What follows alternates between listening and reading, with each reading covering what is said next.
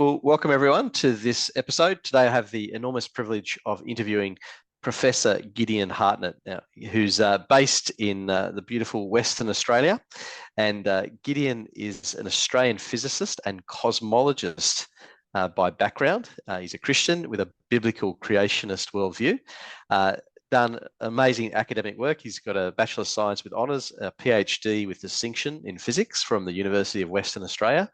And between May 2013 and May 2016, he was an Australian Research Council Discovery Outstanding Researcher Award, and he's as a fellow at the University of Adelaide. Now, he's now retired, and he has the pleasure of writing lots of articles in scientific journals and various websites. And so it's a real privilege for us to have Gideon with us today. So Gideon, welcome to the program. Thanks very much, Alex. Nice to be here. Now, look, you and I have had a bit of a background chat, and we, I think fairly similarly on some of these issues that are going on around the globe at the moment. But one of the things I wanted to sort of start with is, we look at the Western world, and I think increasingly Christians are they're aware or starting to wake up in many cases, probably perhaps not enough, that the West is in this fairly rapid descent. We just see what's going on in schools and in politics and everything, and you almost shake your head every day with the new bit of madness that gets released into the media. Where do you see this all going? Like, where do you sort of see the Western world is likely to be in 10 years' time? And then just to add another dimension to that, where do you think you'll see it financially? So obviously there's different ways of looking at it. Where do you see this all ending up? Well, it's quite a question, really. Big question. Yeah. And look, I don't want to sound like I'm preaching doom and gloom, but there is a certain component like that. But the reason I say it's not really doom and gloom, because if we are aware, if we are awake to what the Bible has told us, that what I believe is coming is we have the privilege of seeing the fulfillment of end-time Bible prophecy. So how the actual exact details come about, I don't know exactly, but I do see that the world is very rapidly throwing off the freedoms, and it seems like the Western people in Western countries are so now indoctrinated through the socialist indoctrination in universities and schools that they are willingly giving up their freedoms, and the sort of self-appointed oligarchs, rulers of mega corporations, the international banking cartel that rule through these too big to fail banks and the Bank for International Settlements and the World Bank and so on. These people are taking advantage to amass power and control over the world. Well, from a biblical perspective, I see that as a fulfillment of what the book of Revelation talks about. It talks about the merchants that serve the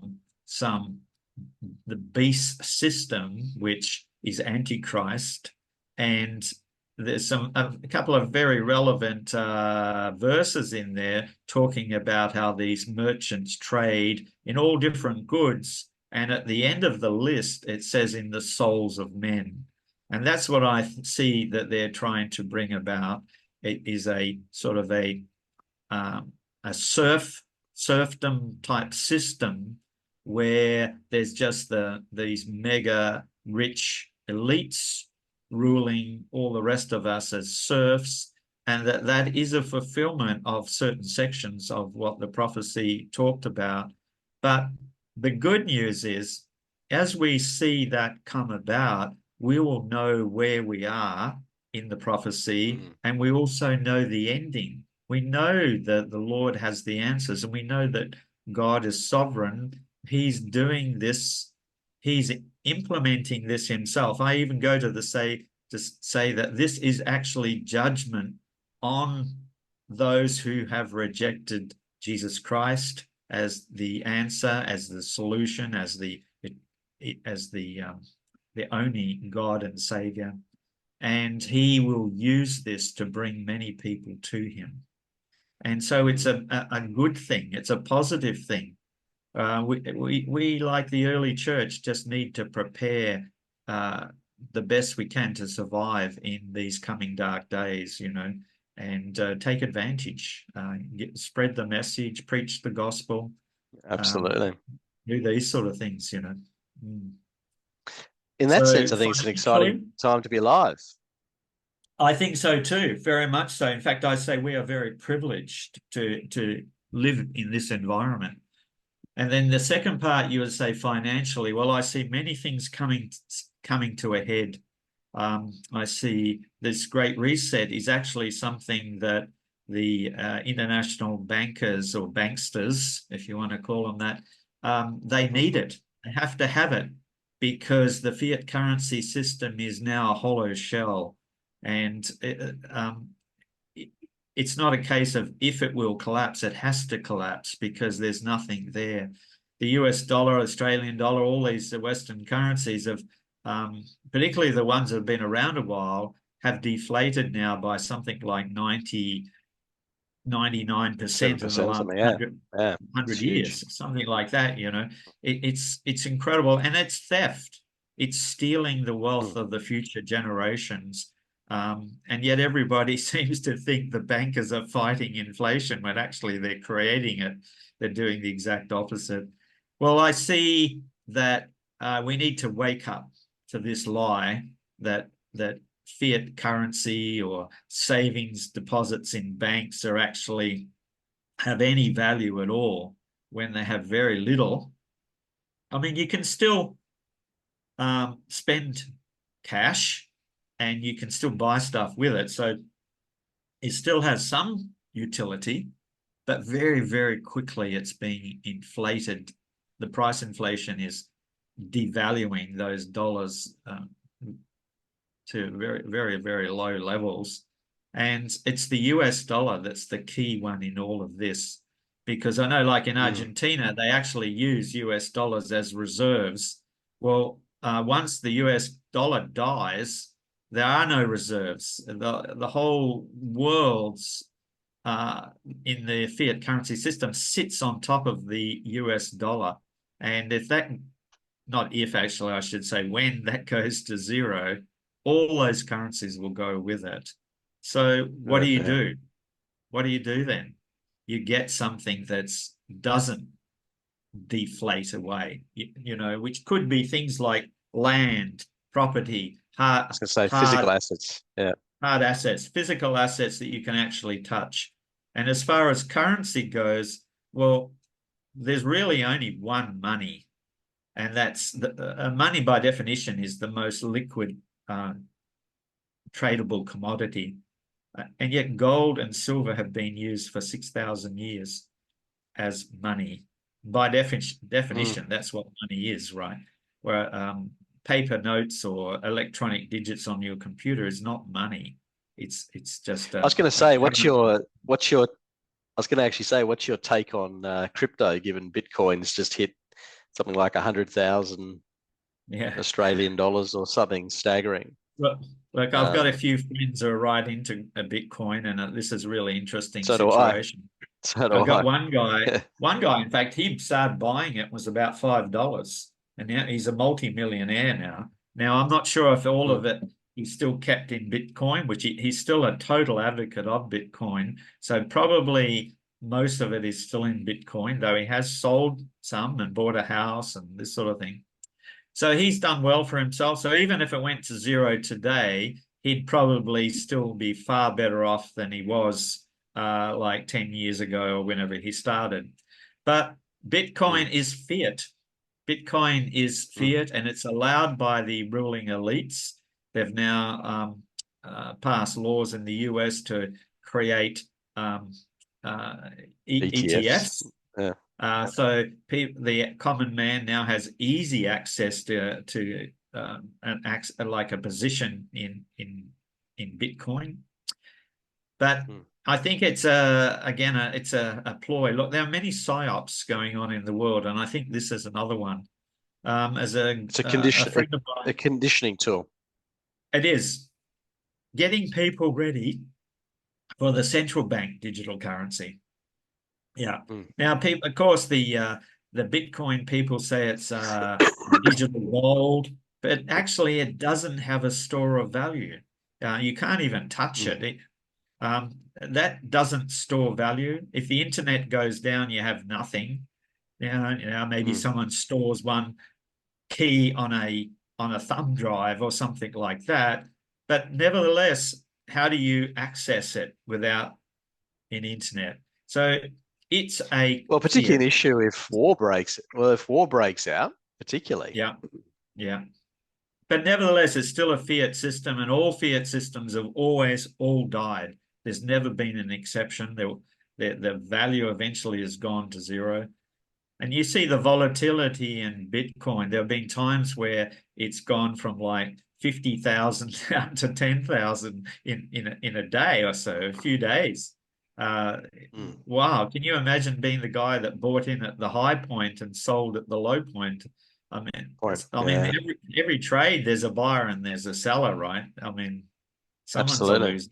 Yeah, somewhere there. Yeah. So I wouldn't touch it. I wouldn't touch any crypto. I think it's down to gambling, and Mm, from a Christian perspective, gambling is prohibited by God. That's hmm not the same as investing in a genuine company, buying a share of a genuine company. That's not the mm. same thing as gambling. Now, there may be some very speculative bets in that are, but I don't do that sort of thing. Um, I would only buy shares in a sort of like a where you're A real gonna get business. Yeah, real. a business that you're going to get a dividend from, and you're going to hold that, and so you're a shareholder in a real company producing some real goods. Um, so that's Yeah. how I view that type of thing, But I think That's music to my ears. I mean, I think at the moment it's FOMO. It's fear of missing yeah, out. That's part of the yeah, reason why it's going up. But it'll yeah, come down equally quickly at the other side at some exactly. point. That's right. Like a friend of mine, Rafi Farber, he calls himself the endgame investor on YouTube, and his stuff is very good. But he wrote, I subscribed to his newsletter, and he wrote the other day about Bitcoin, saying what it really is um, it's an algorithm that encodes an empty safe that has inside of it another empty safe. And so if you dig deeply into it, there's really nothing there. It's just in the software, in the algorithms that encode and encrypt the empty safe, but it's not actually encrypting anything of value. So it's like people buying these empty safes, which reminds me something like the tulip mania or the South It does. Yeah, Sea but yeah, Company. yeah. There was times in the past where people sold all sorts of things in these bubble type businesses. But at least in Holland with tulips, you actually did have a tulip. What do you call them? The pods or the tulip bulbs. I remember At my least, yeah, mother you had used something. to. Even if it wasn't worth much, you had something. Yeah, Exactly, and people sold and their houses to buy it looked them. good. Yeah. So Wow. I don't know how they got around. The problem is that the bulb you plant it and it's going to grow and then it's going to die. I don't know how they get around that, but so you really need something that endures, right? And I think it's very instructive for Christians to look in Genesis chapter 2. And you might recall this. And I must admit, for a very long time, I never really understood why this was there. It's a verse in there. It talks about the four rivers coming out of Eden, and near one of them is the river Pishon, and then it says something like that passes through Havilah, and there is gold there. And then it says in the Mm, next verse, and the gold is good. So mm, later on, Adam was instructed to keep the garden, to protect and work the garden.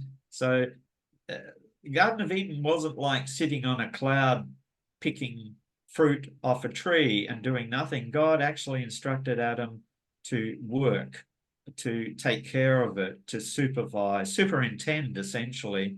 And so I believe he put gold in the garden as a reward for his labor.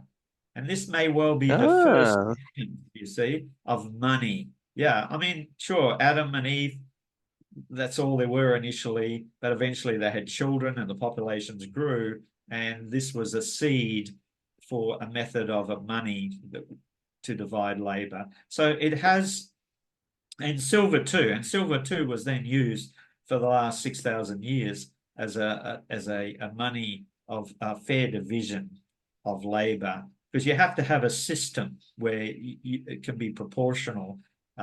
And Jesus refers to it as right through the Old Testament. I mean, Jesus' story of the 10 talents, not 10 talents, it was 5 and 2 and 1, wasn't it, of the talents. Those talents were silver. Um, mm, and there's, you can read up on it. There were so many denarii, and denarii was a silver coin. And effectively, a talent was something like, I just was reading up, I wrote an article on this not long ago, and it was the labor of 19 people for 1 year was the effective um, weight of silver. Uh, oh, so, wow. Wow. yeah, so it was a lot of money. And so these people in the parable were asked to invest it. And of course, one guy buried his in the ground. He didn't invest it. And Jesus said to him, you should have um, Mm. uh, loaned it to Put it with the the bankers. exchanges with the bankers to earn interest, usury. Now, I think there's a false conception amongst Christians about this sort of thing. Some believe that interest on a loan is unscriptural. Certainly in the Old Mm, Testament, it was forbidden to charge interest on a loan to someone for their survival, for food.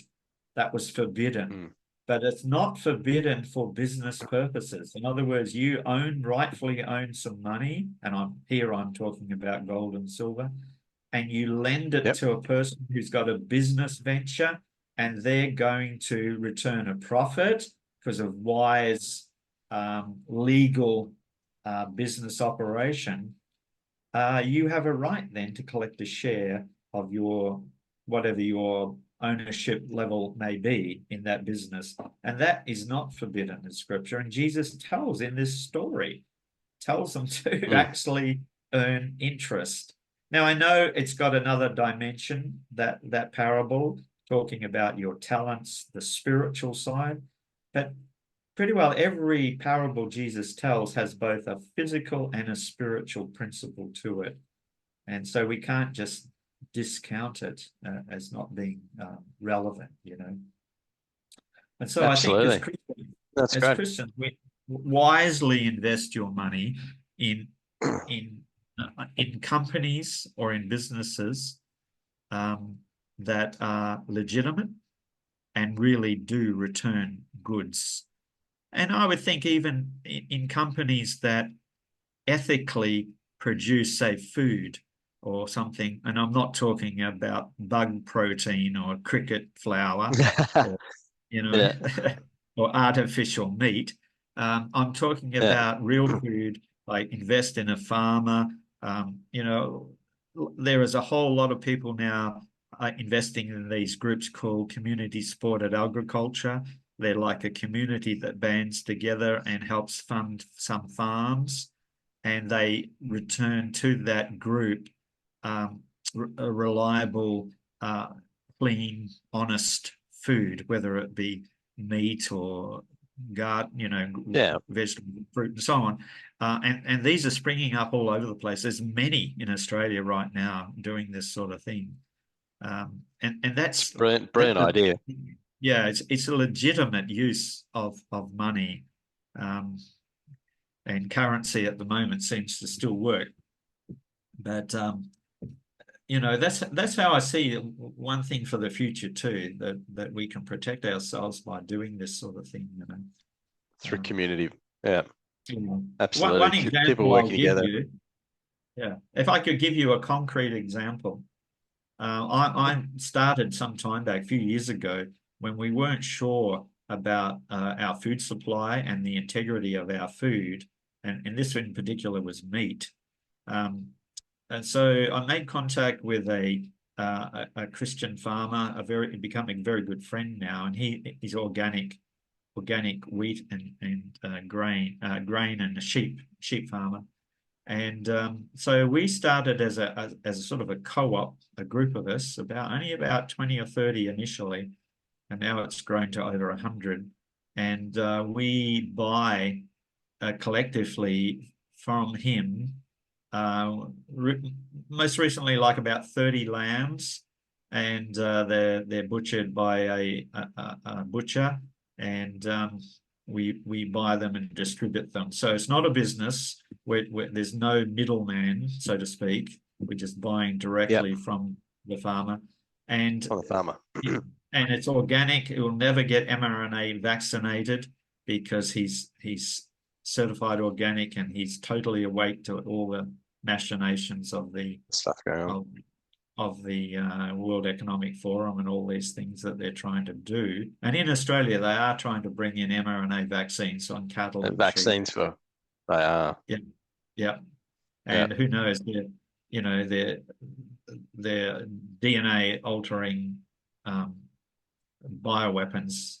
In my view, that's how it really is. That's the truth of the matter.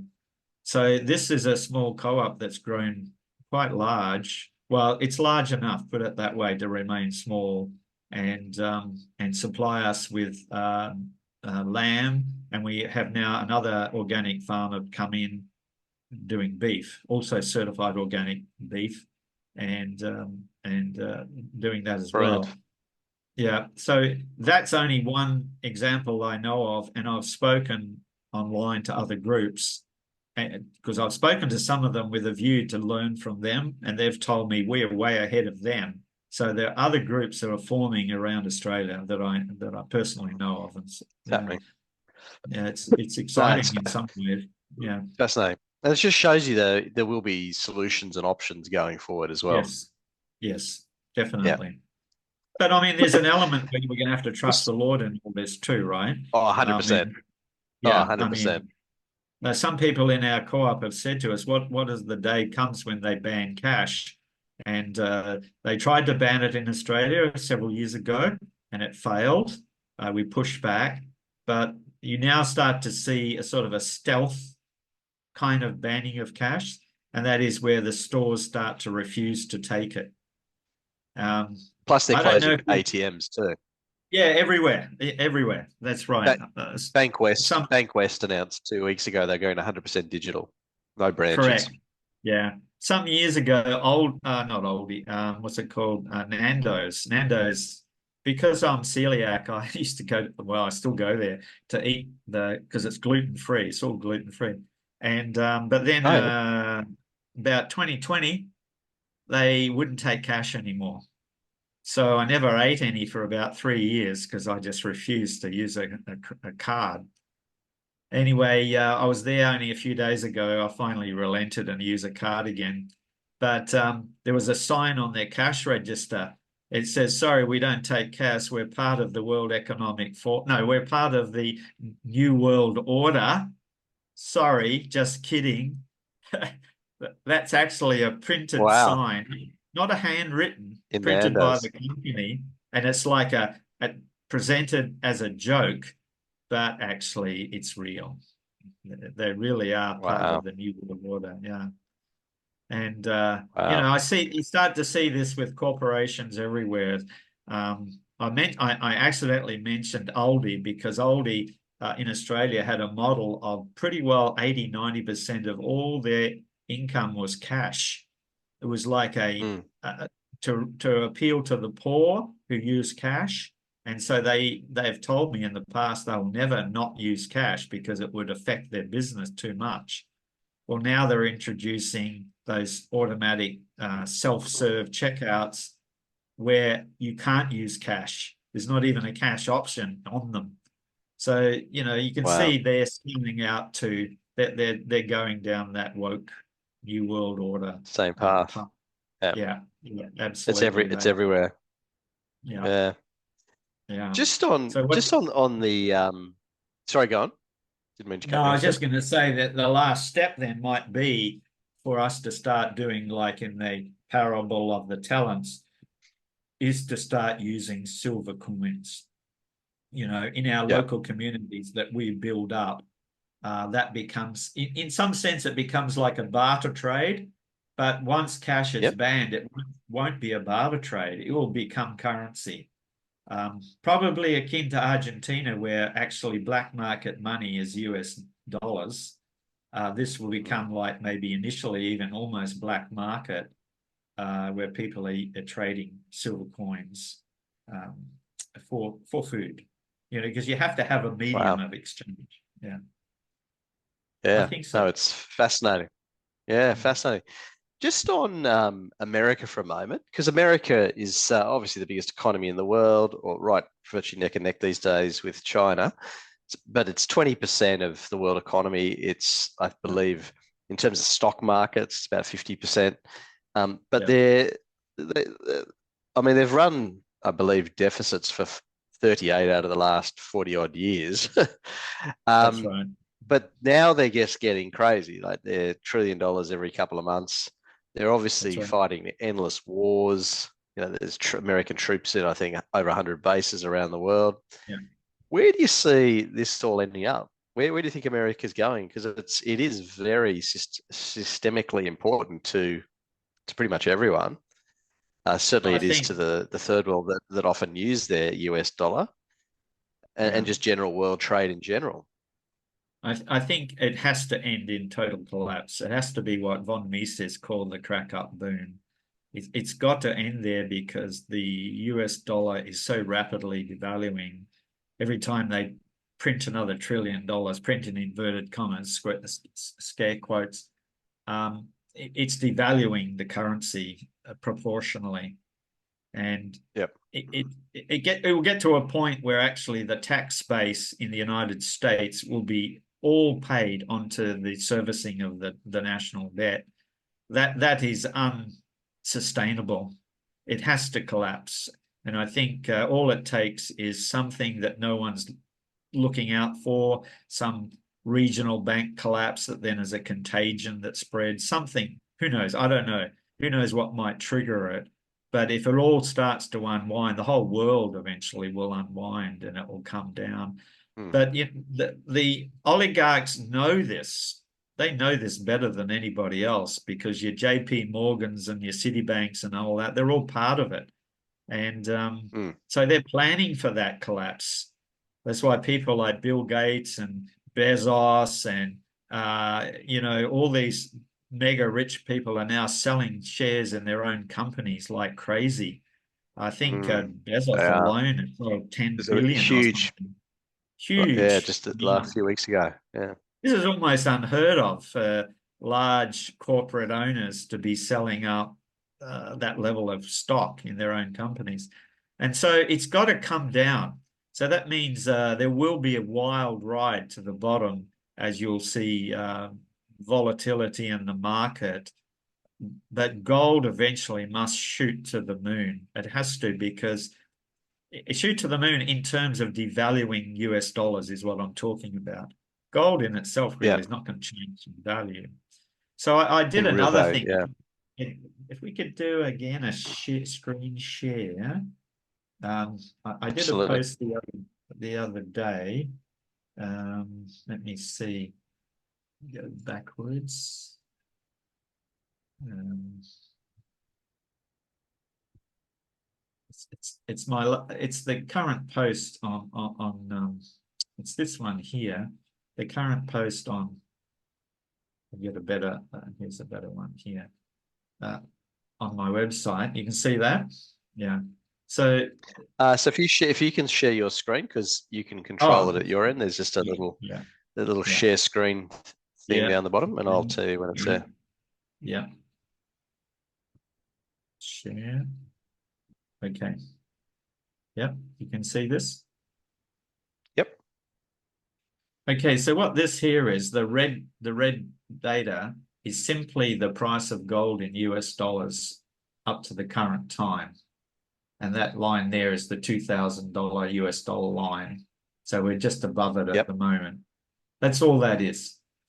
And this dashed line is modeling based on it is speculation, but it's got reasoning behind it, put it that way. There's logic behind it. Because if you look at just go to another chart here. If you look at this one here is a plot of the United States Federal Reserve M2 money supply. So they've expanded their money supply up Yep. around $22 trillion, right, at the moment. And if you use that to create a sort of a normalized dollar, so the idea is to create it, if you imagine $1 here back in it's actually 1959 on this chart, have $1 there. What is that $1 worth today up at the end of this blue curve? It's around about, I don't know, less than $50 or something, $47 or something. So that means in current dollars, that $1 in 1959 is now $47. It means it's deflated by that amount. So if you use that curve to then determine what's the price of gold over that time period, and you get this red curve here. So the red curve is now the price of gold from 1960, if you like, up to 2024. And you see 1971, And then went off the gold they standard. closed the gold window. Yeah. And then eventually you have this massive run up in the price of gold. It went from around about here anyway, it was about $50 here, all the way up to $850 or something like that. Sorry, not 50. It was I'm talking about in the non-normalized dollars. It was 850 going from $100 to 850. But now these are normalized down to $1959. So it's $50 up. Inflation's all So stripped out. yeah, there's no inflation here, but we see without inflation, it went up by a factor of, what's that, 5 times, 5x increase in real price, real value of the gold, because people went madly buying it.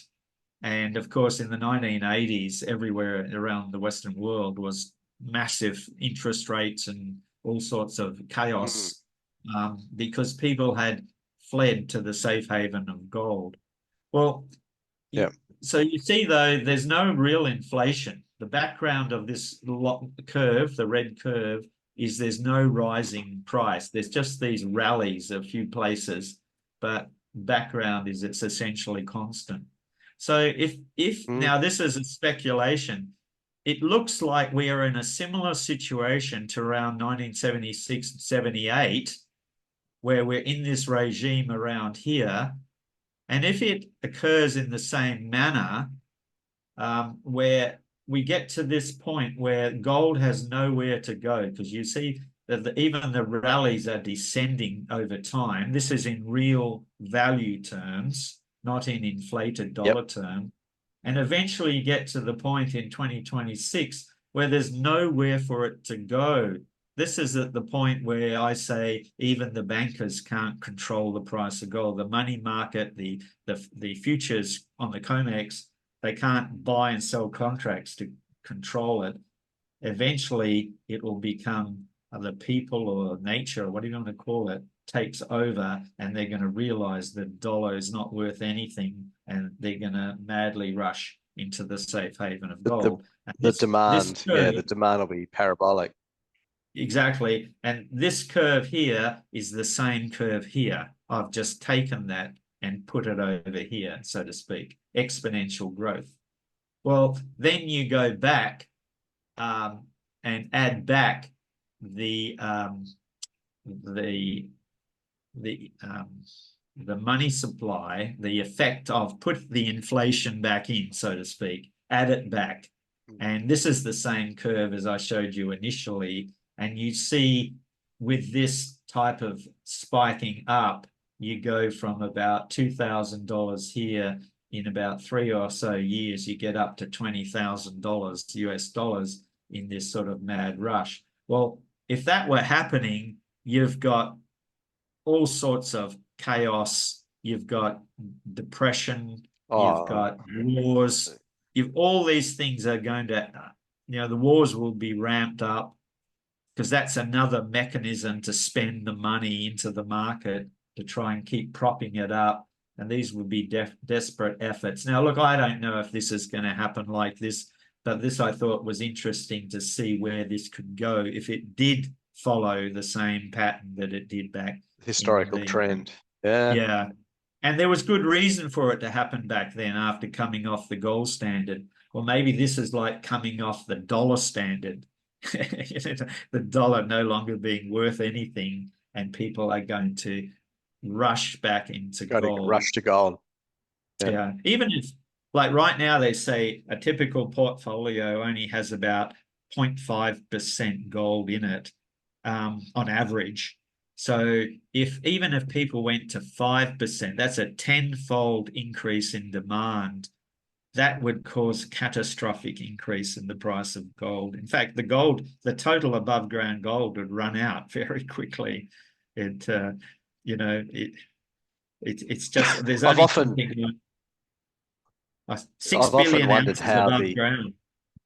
I've actually yeah. Well, funny enough, I've often wondered what the ETFs would do in that scenario because they've got market makers who are trying to provide the gold. And if all of a sudden the demand spikes as per your prediction, which I think has a lot of plausibility to it, Yeah, the question would be, where are the ETFs going to get their gold from?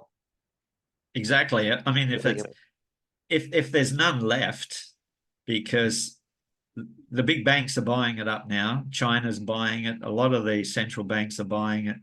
they are big time.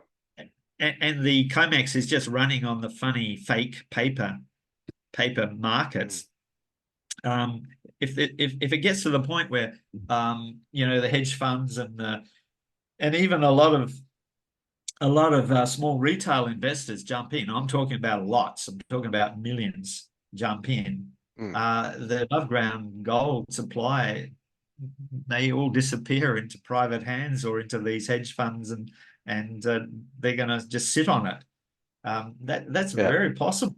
That's like a protection mechanism against the chaos that's coming.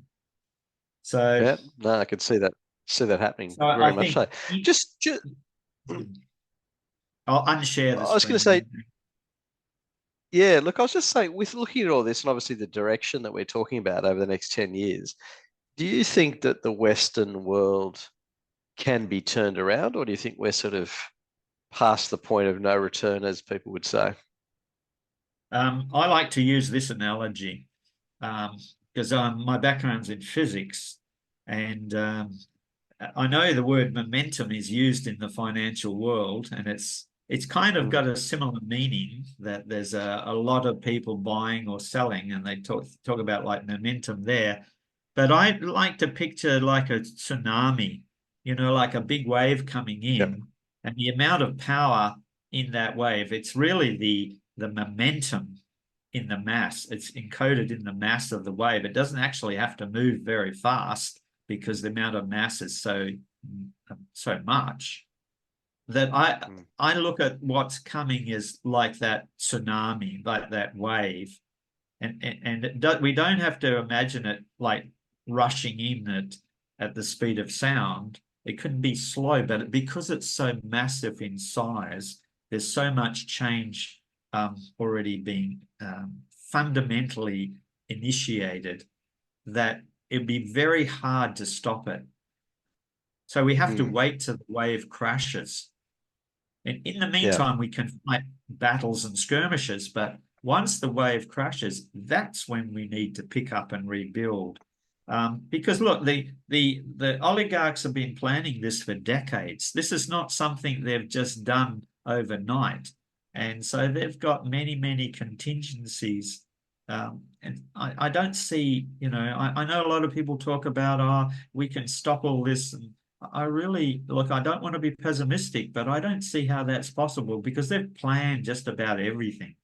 They've planned for the resistance. They've planned for these different pushbacks, and they've got Plan B, Plan C, Plan D. I don't know how deep it goes, and they may lose control in certain places.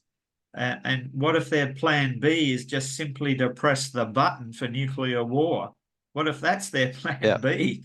yeah, Pretty hard to stop that. We don't have that as individuals, we had no military power. no, So absolutely. I think we need to prepare for the worst and prepare to pick up the pieces after that wave has crashed.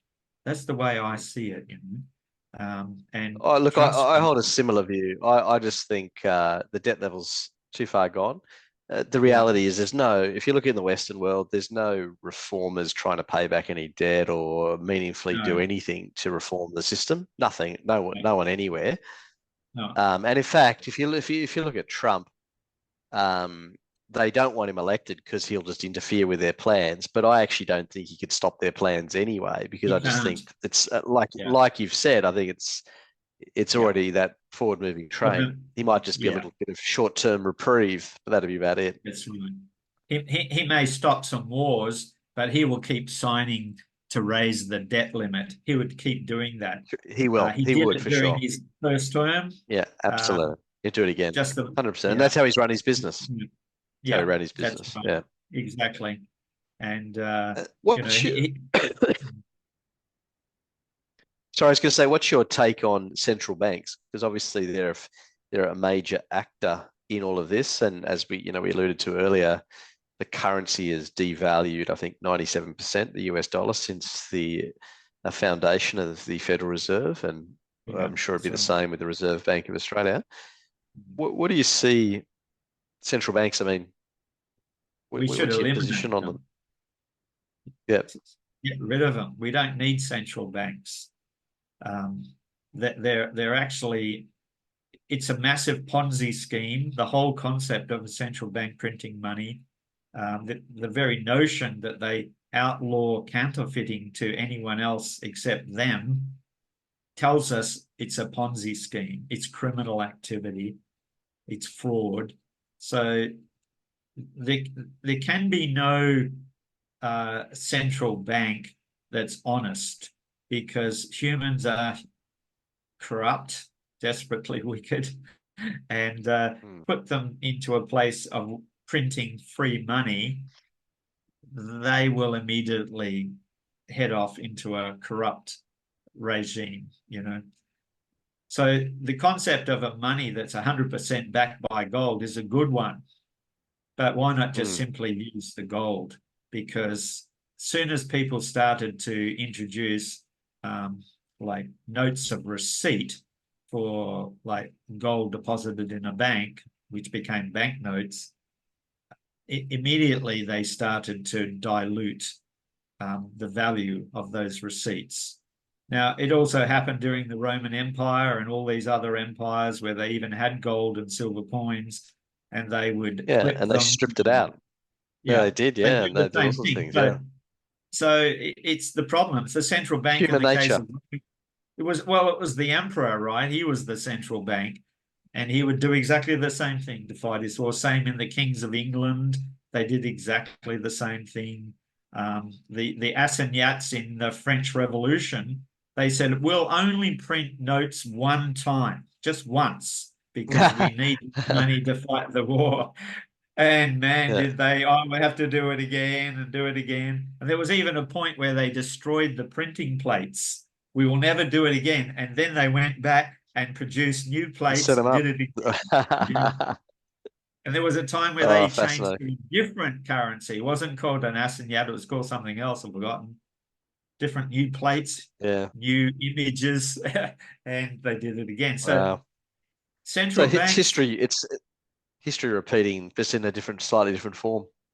Yeah. Get rid of them, honest money, it's what we need. 100% pure honest money. Well, even if it's not 100%, you could have like gold with that 5% silver in it to keep it hard, so it doesn't wear out. But silver, you can do that at 100%. That's quite robust in terms of usage. Bit heavy maybe for large transactions, and that's why you would use gold. But I mean, there may be some ways where you could have some system. Look, I don't know. I know a lot of people have talked about alternatives, but I think we should try gold and silver again, I think, and forget about the central bank. They certainly had their place for centuries, that's for sure. Just on the central banks, though, many are obviously developing their crypto equivalents, central bank digital currencies. How do you think these are likely to operate, given what we know so far? And I guess what are the implications of that? Well, we know the intention of it is to gain control over us. It's part of that. It's really, I mean, people talk about it as a socialist system, but it's really closer to Klaus Schwab's stakeholder capitalism, which is a fascist relationship between government and these corporations. And I think the cryptos or the CBDCs are the first step into surveilling and controlling us. And of course, they have to get rid of cash, right? Because cash is privately owned, and it shows us that we are the owners of private property, because we can do a cash transaction without anybody even knowing anything about it. But with a CBDC where they can program it, manage it, control it, we will lose all our privacy. We will lose all our ability to rebel against the government, or to speak, or to have what they call hate crimes, to criticize the government. So that's definitely part of this sort of Orwellian step towards the mark of the beast, the total control system. And you can see the other laws lining up with that, like the misinformation bill that the the ID 2020 bill. There's another one in Australia from 2018 called if you get rid of the ability to disrupt bill or something like that. And then there's the bail-in laws, which are passed in most countries now, Western countries, where the banks can take your deposits when they're in distress, which they all are. They're all underwater, all insolvent. So it's just a matter of a trigger before they take your assets. But I was just going to say that all cryptos, all CBDCs are also fiat. And because the transactions with electronic trading on a like a CBDC will all be essentially at the speed of light, it kind of reduces the time for the fiat CBDC to collapse. Because right now, when you're using cash, let's go back a few decades, financial transactions took some time to carry out. It was not unusual for even a bank transfer to take even 3-4 days, even a week, and that's in an electronic form. Purchasing property, you actually had to hand deliver a check, a physical paper check had to be hand delivered. And so those processes were fairly slow. With cash, you go to a shop, hand it in, and they actually have to take it to a bank. So that slows down that process as well. But if everything became digital, online, traveling at the speed of light, then all transactions would be instantaneous, effectively. So I can see I can see an acceleration in the decay processes as well, you know, Mm. because every system is corrupt, every system's got a weakness, and those weaknesses will also manifest much faster. The governments will say, oh, we need more money. So they'll just press the button. And Can create they it. not? Yep, Can they not do it? absolutely. They will do The it. temptation. And I was going to say the temptation would be it'd be yeah. huge, So and I'm that's not where they could really, introduce things like, the universal basic income yeah. Yeah, exactly right. and But use I was just going to say, unlimited. I would say prepare, but I wouldn't worry too much about CBDCs. I think in some jurisdictions they will fail quicker than others. Nothing's going to be uniform, right? It's going to be fragmented. And when one jurisdiction sees one failing, they're going to rethink that. I notice actually in Yeah. Australia, Senator Malcolm Roberts, I think is Hey, it him? He's pushing a bill to prohibit the government from digital ID and CBDCs. Now, look, One Nation is very small, right? But at least there are politicians thinking the right way about this. about the So issues. Yeah. we should pray for them that Oh, God's will be absolutely. done, and and some pushback does occur. I think in the United States, about two or three, or maybe it's even more than that now, have passed laws that gold and silver are legal tender, and legal tender laws that allow them to be used in normal trade, normal transactions. Um, Mm. that would be great to have that in Australia, because I mean, how can someone refuse, if it's legal tender? Now, I know they do refuse cash sometimes, but pass a gold coin around, I think people would be tempted to take it, particularly the mum and pop stores, maybe not the big corporations which only want electronic money, but the smaller businesses, maybe that will cause an explosion in these smaller businesses. I don't know. Um, Yeah. but Going to be very interesting to watch. That's for sure. Um, very much just so. on, increasingly, we talked a bit earlier about the Western world. It's getting a bit more socialist and potentially fascist, as you say, with Klaus Yeah. Schwab's vision. Ideology seems to drive a lot of politics and Yeah. economics rather than real world past experience. But nonetheless, Right. is there a Christian economic ideology? We've got socialism, we've got communism, we've got capitalism, which are essentially, I guess, man-made philosophies. What do you think is a Christian economic ideology, Well, as in a biblical one, so to speak? yeah, a biblical worldview in this. Look, I think the biblical worldview is one of integrity and honesty and truth. Um, so um, Christians have fitted into whatever the political system was, right? Right from the early church, right from the beginning.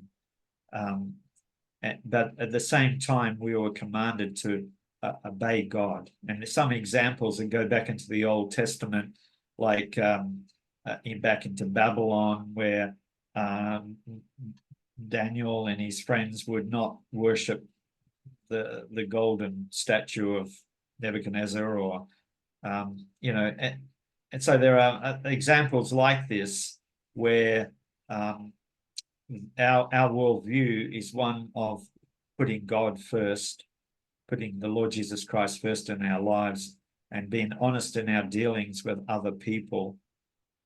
But at the same time, the Christian lives in a society which may not be well. Invariably, the society will not be an honest, um, like society, that there will be a lot of corruption within that society. So it really comes back down to us, maybe to your church, your family, your social group, to deal honestly with those people. But Jesus said to Pilate, my kingdom is not of this world. If it was, then would my servants fight. Jesus is not setting up a Christian world government or even Christian nations. Now, I'm not against like a Christian influence in that society. That I believe that's what we should be doing, like Christian culture, Yeah. right? This sort of thing. But to believe that we have to build the kingdom of God like some sort of theocracy on earth, that's really going the wrong way, in my opinion. You know, John Calvin Yeah. tried that in Geneva. It didn't work. It can never work. And we can't use military force against another nation for the sake of protecting some sort of, Christian and in scare quotes, society, because we need to follow God. We need to follow what Christ said, and it often means 100%. 100%. loving your enemies, right? It doesn't mean conquering your enemies. You're living in those societies and being that light on the hill, the shining light, being salt. I often think people get that analogy wrong about the salt has lost its savor. The salt is actually salvation, because you can't have tasteless salt, right? It can't exist. So the salt is the quality of Christ in us. It's only comes through salvation. So it's Bible believing, yet Holy Spirit filled believers operating in the world according to the standards that the Lord set for us. And Matthew 22:37-40, to love God and love your neighbor as yourself is the standard. I believe that is our Christian society, and it's not a political nation. Political movement, so yeah. It's not a political movement, no. And I think sometimes, I know there are some organizations, there's one in the US where they train Christians for political life. Well, I think possibly that could go too far, could be pushed too far with this notion that they're trying to take over the government and create a theocracy or something like that. I don't believe that can ever happen, because the prince of the world is Satan. He is the one that the Lord has allowed to give him dominion over this world. And in some ways that's good, because what that does is that keeps us shining bright in the darkness. It keeps us on our toes. It keeps us manifesting the truth of God into the world. Can you imagine a society otherwise, where there was nothing to fight against? There's no spiritual resistance. It would be like a lot of churches just become dead because they have nothing. Yeah. It certainly doesn't exist at the moment, that's for sure. No. Yeah. No. So in terms of the Western world, I think it's going down the drain. It has to go down the drain, because I think once it gets into real abject darkness, then the light will shine, and we'll get a lot of people turning to the Lord. And these may be the last days. We may be heading these end time last days. I know we've been saying that for thousands of years, but it seems to me this is about the first time where we could imagine a real global one world government with a global control system surveilling all these aspects, all the bits and pieces. All the CBDCs. The CBDCs, all of that, where you can essentially control whether people can buy and sell. Yeah, really. And I mean, it's at all different levels. I mean, this whole wokeness, the transgender programs, the depopulation program. I mean, transgender is a depopulation program, because they cut their genitalia off. I know this is a Christian show here, but I mean, this is real stuff. That's the reality. It's the reality of it, and just straight out demonic. Yeah. And so-called, even the other issue, this so-called equality, you touched on this point, this sort of diversity, equity, inclusion, or the other one, ESG, environmental, social, and governance. I mean, the large corporations are really going overboard into this sort of stuff. I heard even Boeing will employ,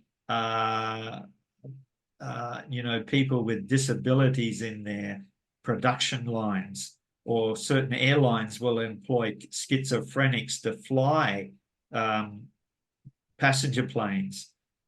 In all, Wow. this is illogical. This is irrational stuff.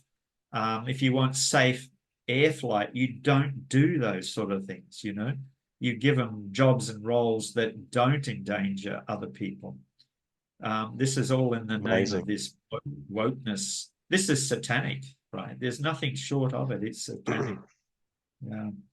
And it'll bring the West down. I mean, to me, I've often said to friends, you can survive an economic crisis, but you can't survive woke, because woke is a form of insanity. It's a form of insanity, and It is. Mm. it's where you call uh, good evil and evil good. That's Yeah, what it is. I mean, it's totally. crazy. Yeah.